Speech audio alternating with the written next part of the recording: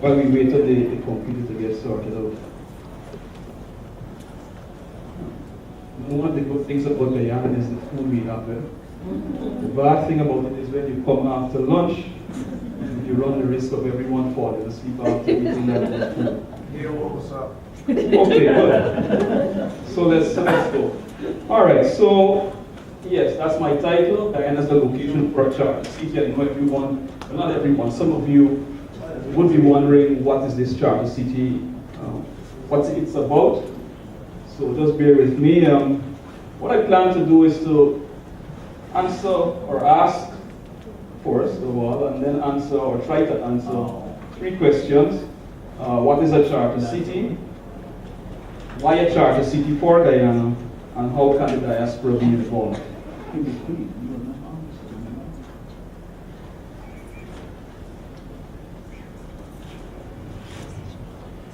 The first time I heard this idea was from a TED Talk by a very famous economist, Paul Romer, who's the world chief economist. And simply put, a charter city is like a special region or zone, similar to a special economic zone, but it operates under different rules, political rules than the host country. So there is no perfect example of a charter city at this time. The one example that you hear from time to time, and for the obvious reason that the country has done very well for itself, is Hong Kong. So as you will know, the British controlled Hong Kong for a number of years after the Opium Wars and the like. And so even though, yes, Hong Kong was regarded as a part of China, here it was being controlled by a foreign entity for a number of years. So that's a good example of what a charter city would look like. But the big difference would be it's not colonialism here. So I'm not saying, okay, bring back the British to Guyana. That's not the idea. The idea is that people can voluntarily decide if they want to move into that space. And more than that, I think it's best, let me go through the 3 roles of participant countries. So first of all, you have a host country. So the host country could be Guyana, supplying quote-unquote the land. You have the source country, supplying the residents. And then finally the guarantor country, which implements and enforces the charter. Right? Charter being the rules which govern the space. Now, it should be made clear that all of these different roles can be executed by one country or a number of different countries. So Guyana can be host, can be source, can be guarantor, but with all our problems regarding perceptions of corruption, lack of social cohesion and the like, you don't want Guyana to be quote-unquote a guarantor country. So you may want to go to, say, United Kingdom or Norway, for example. Yes? Meta rules. The thing about charter city or city is really, they're really about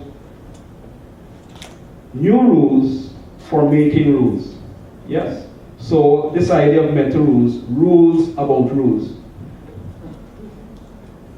And just to go through this quote from Paul Romer. In this century, new technologies can raise living standards at the fastest rate in human history. To careful observers, this much has been clear for some time. What's new is the recognition that it will happen only if our rules keep up with our technologies and the proliferating web of human interactions that these technologies make possible. The constraint we will face will come from neither scarce resources nor limited technological opportunities. If we falter, it will be because of our limited capacity for discovering and implementing new rules. And to give you an example of how bad rules are in this part of the world, you just need to drive around, right? It's just one example. Yes? So Roma is very, concerned with how, different set of rules can push the process of economic development. In fact, Darren Asimoglu also, when you think of his work on institutions, also borders on this idea of having good rules to push economic development. Yeah, you can have the best technology around, you know, all the fancy iPads and what have you, but if you don't have proper rules, when we talk about rules here, we're talking about the engagement, how people engage with each other. Yes, then you're not going anywhere. So why is a charter city, or sorry, why is Guyana a good location for a charter city? Excuse that extra A. Cities are clusters for innovation.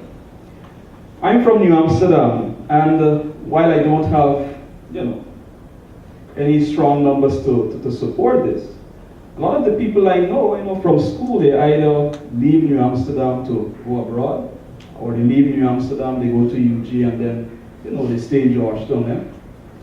And I say move to Georgetown because in this space there's a lot of activity going on, a lot of things you can do, and not only recreational, but in this space, in the urban space, you find like-minded young people doing wonderful things. Just last week, we had a team that went to United States and did very well in robotics, you know. So cities are spaces where, you know, a lot of energy, you know, productive energy resides, yes? And so this idea about creating a city is useful in that way, that, you know, folks can share ideas and so on. I know we have the internet and all of that, but there's nothing like that human interaction. You go, you're taking a Banks beer or something, and yes, lots of ideas can be shared just over that. Something the computer, Facebook, and whatever else cannot provide. Available land and access to the sea, crucial. If Guyana were landlocked, you know, things probably would have been much more worse for us. And I mentioned access to the sea because it's an attraction to countries who may want to say, okay, we can be a part of this experiment towards having a charter city.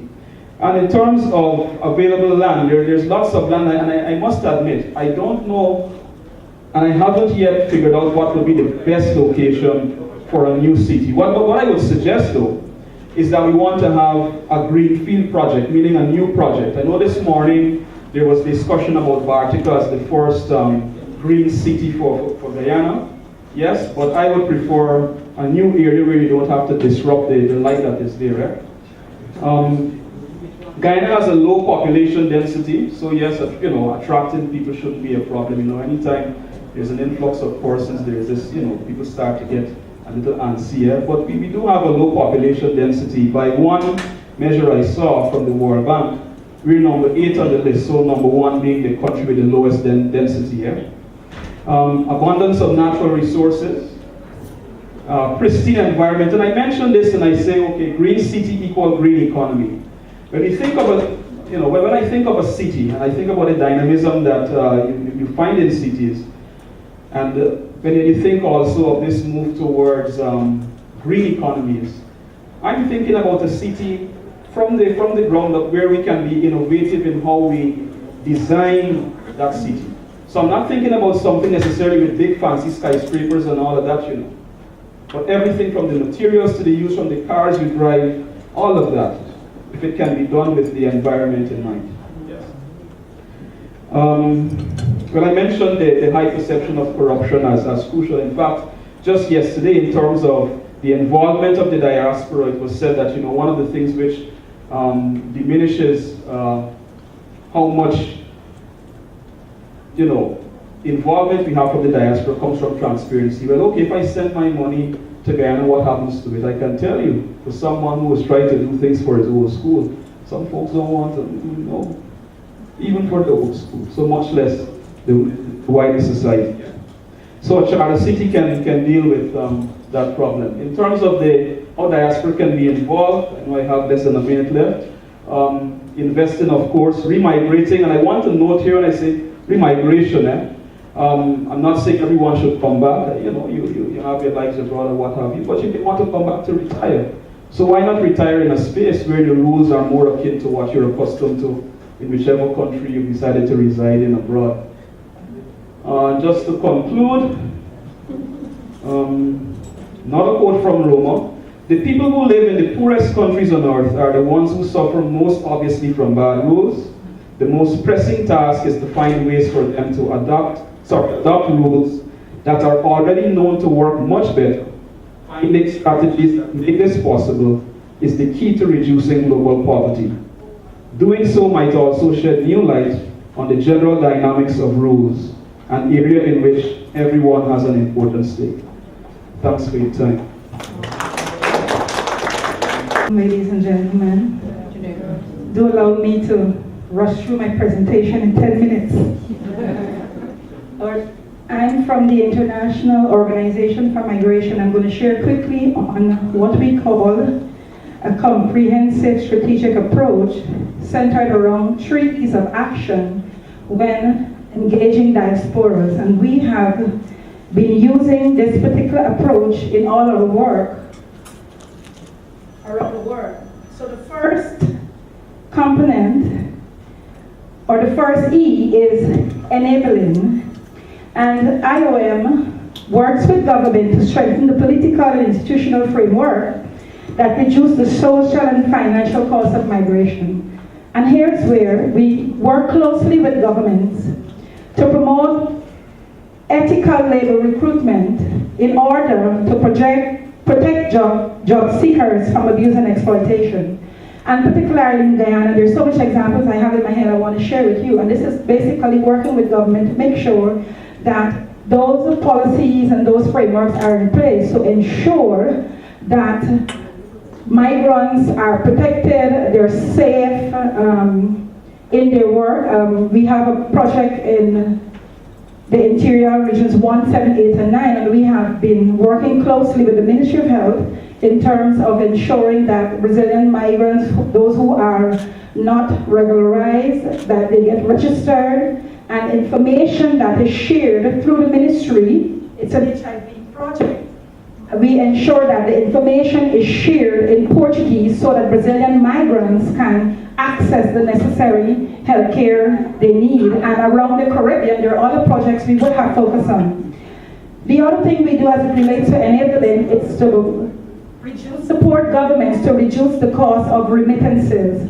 And here is where, through the EU ACP initiative, we have worked with the Ministry of Foreign Affairs to develop a study as it relates to reducing the cost of remittances so that it can focus on more socio-economic areas. Additionally, under the team enabling, we also support government in developing institutional policies in countries of origin that mainstream migration and national development. We have supported the Ministry of Foreign Affairs in developing their diaspora engagement strategy, and this strategy has a comprehensive plan of action for the diaspora unit and the government of Guyana to engage diaspora over the next 5 years. I'm sorry I can't give you too much more on that. Under enabling also, we support governments to support the development of effective integrated policies. A couple of years ago when IOM came to Guyana, one of the programs we had was a reintegration of returned migrants. And this is to ensure that migrants are able to adapt quickly to their environment and to face minimal barriers in the acquisition of new knowledge, skills, and capital. And this particular project was done in collaboration with the American government to support reintegration of what we call deportees, but IOM, the correct name for that is returnees. So that is what we do. We support our returnees so that very quickly you have other names for them, right? Oh, sorry. You know I'm not technological savvy. Forward and back. All right. This is going to take 5 minutes. All right. All right. So, as it relates to enabling, another area we focus on is supporting governments to regularly map and survey their diaspora communities. And in 2012, we would have supported the government of Guyana to conduct a mapping exercise of their diaspora. A mapping exercise is one of the first activities IOM would introduce to a country, because in order to do any outreach, we need to understand the diaspora. Government needs to know their diaspora. So through that project, what we did is support the government to develop a database where members, persons from the diaspora, can register, share their skills and experiences. It didn't really, a name wasn't really required, it wasn't mandatory, but it's for government to get ideas in terms of who is the diaspora, where they are they interested in supporting development or not. Additional to that, IOM also support government to build their capacities of embassies and consulates, those who interact on a regular basis with the diaspora. Under empowerment,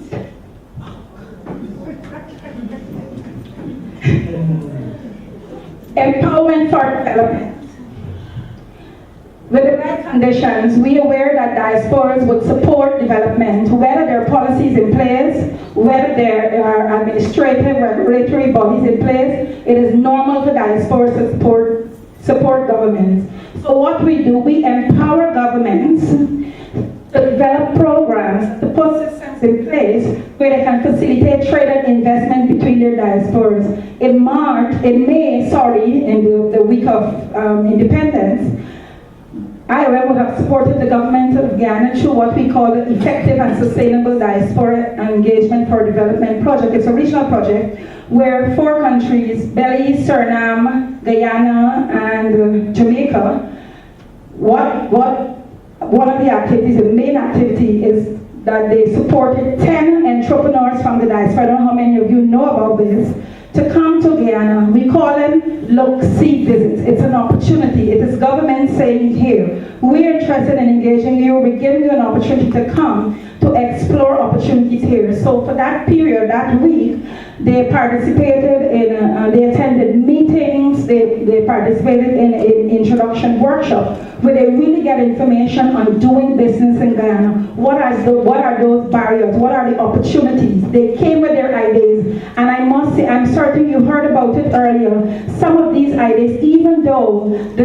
we were supposed to measure the impact of this particular project in 2 years, some persons already taken off. Investment seems to already start blooming, or the roadway has already, the road is already paid for it, and person have already started. I know one person in particular already started.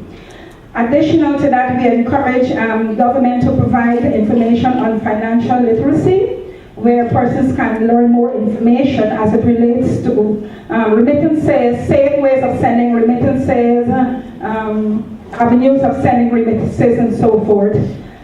As it relates to empowering diaspora, there's also the whole issue of mobilizing skills. We encourage governments to mobilize skills, knowledge, and expertise from the diaspora. This is done through, we have projects with which we support government. We have the temporary return of qualified nationals. We encourage governments to invest in this. This could be government-led initiatives where you support diaspora to come back to work in particular sectors and to bring their skills and share their skills. This can also be done virtually. People don't have to come. The university can have training courses, training programs from the diaspora. It is basically sharing skills, knowledge, and experience. We also have programs in Africa where there's a program where persons in the diaspora with one particular skill can focus those energies to a particular sector, like the health sector,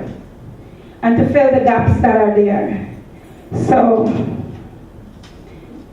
I guess that's it. Force for development, deploying diaspora identity for Guyana's future. CI helps government, private sector, local and indigenous communities, as well as civil society, to responsibly care for nature, which underpins human well-being.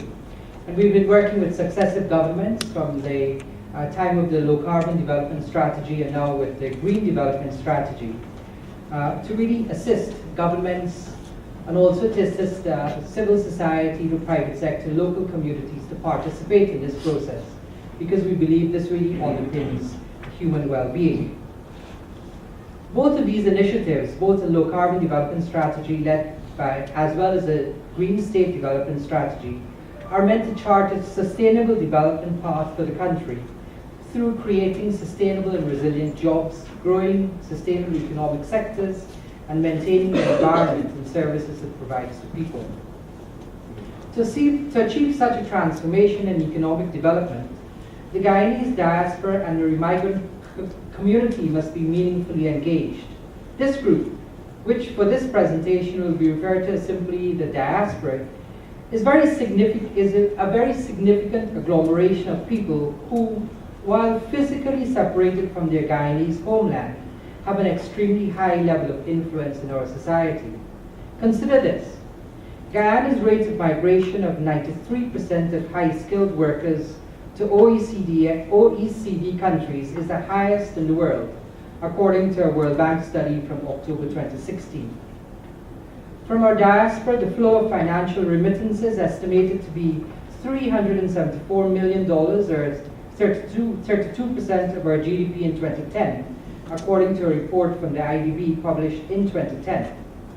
These are figures which we cannot, that are based on the empirical evidence. And friends, this unchecked increase in the rate of migration of high-skilled workers to OECD countries will more than likely continue, given the OECD's aggressive effort to attract younger and skilled people to balance their aging populations and the need to fuel economic growth on the one hand, and on the other hand, in terms of our young people within developing countries like Guyana, the interest in having a foreign education and have a greater accessibility to foreign education. Thus, in the foreseeable future, the question is, how do we strategically mobilize this large sector of the Guyanese economy and seek its alignment with the green economic development path? Apart from financial remittances, what is less clear, although critical, are the social remittances that occur. This refers to the transfer of ideas, values, norms of behavior, aspirations, practices, and social capital. Beyond financial remittances, the diaspora is a huge source of economic and social change in Guyana, bringing not only investment potential, but also transfer of social and political values and innovation. While these investments are important to individual families and the country overall, more strategic diaspora investments can enable greater impact for more Guyanese and the country as a whole. So how do you find the entry point? Transformational change at any scale or in any situation requires identifying a strong and optimal point of engagement. To identify this point of engagement, we believe we must answer this question: what is the issue which generations of Guyanese in the diaspora have struggled with most? A good place to begin for this answer is within the literature, which captures the stories we've been told about who we are, where we came from, and how this has shaped what we believe about the world. Though ecologically connected to South America, Guyana has been historically identified as part of the Caribbean, a land comprised almost wholly of people brought from other parts of the world. Scholars have written extensively about transnationalism, identity, and the external Caribbean's person's connection to the homeland. Identity is the issue which has engaged the Caribbean diaspora consistently over the decades since our independence from our colonial masters. From the question of what our diaspora has struggled with most, we must now face the further question on what can we do to build the diaspora's relationship with Guyana's sustainable development efforts. The strength of identity is crucial to tapping into and sustaining diaspora engagement. And this is something which is, the literature would argue that this collective action which we desire, the way in which we build a social entrepreneurship and developing this connection between people will help to ensure a fair share rather than free riding on such initiatives. Indeed, social political movements have been analyzed, and it has been found that where prior bonds exist, participation occurred due to perceptions of obligation and reciprocity and even reputation. We argue that while studies in social and political movements fueled by collective identity are not focused on collective actions by diaspora in the homeland, it remains highly relevant. Once identity is secured, we suggest that the challenge of engaging the diaspora towards strategic investments in national development then lies in building the confidence and trust within the diaspora that their contributions will be impactful, consistent with high standards of transparency and accountability. And so the call to action. If we were to accept this central feature of identity as the point of engagement, we must now find a way to turn this into a cohesive force for change towards sustainable development.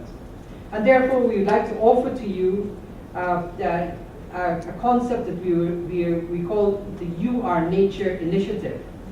The You Are Nature Initiative starts from a campaign which CI launched a few weeks ago, and is part of our commitment to Guyana's sustainable development efforts. We believe that this can be the beginnings of an engagement between our diaspora and the country's future, built on our identity. We call this the You Are Nature Initiative.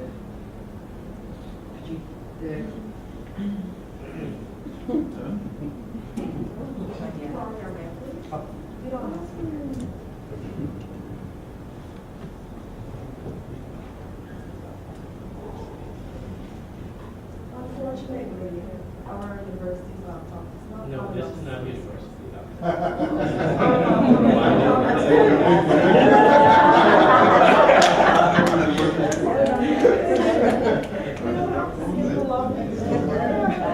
This is the hotel lock.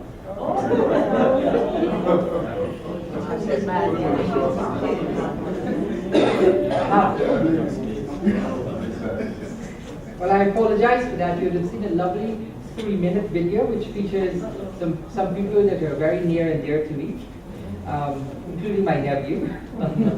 But more importantly than that, the video speaks of the connection between Guyanese people and nature. And that connection starts from our constitution. And it really tries to connect people to the fact that nature runs deeply within who we are as a people. From our ancestor farmers all the way through to the local communities and indigenous communities, from the fishermen living along our coast, all the way through to the high dependence that we have on the conservancies, the freshwater resources. And this is a connection which transcends all of the fractiousness of our society. And we believe this is a very important place where one could start. It's upstream of the whole relationship between people and country, diaspora and country, where we can find not is it a low carbon development strategy or a green economy, which has its own labels and connotations, but how can we connect to that which is deeply our own, and that is our nature. And we believe this is something that really is that we'd like to offer to the Guyanese diaspora, migrants, and to Guyanese people in general. How can we use the You Are Nature initiative to really help us to understand that you are nature, I am nature, that we all are nature? Thank you.